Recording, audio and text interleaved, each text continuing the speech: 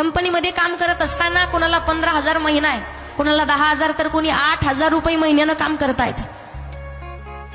एखादी छोटीशी रूम असते, त्या रूम मध्ये 2-2, 4-4 जण राहतात. त्या रूमचं भाडं 3-3, 4-4 हजार रुपये एका मुलाला.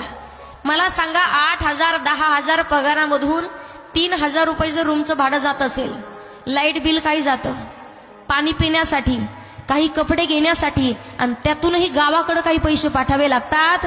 एकदा का पगार झाला तर दुसऱ्याच दिवशी पूर्ण पैसे संपून जातात. परत महिनाभर जीवन जगावं कसं? कधी कधी पहा, रविवारच्या दिवशी सुट्टी जर भेटली ना, तरुण मुलं रविवारच्या दिवशी कशाला कुठे फिरण्यासाठी जायचं आणि कशाला झोपून राहायचं म्हणून तेवढेच 8 दिवस पैसे खर्चायला भेटतील म्हणून 500 रुपये रोजाना, 200 रुपये रोजाना एखाद्या मिस्त्रीच्या हाताखाली कामाला जातात. परिस्थिती माणसाला खूप काही शिकवत असते. पहा, माणूस किती मोठा झाला तरी परिस्थिती विसरली नाही पाहिजे.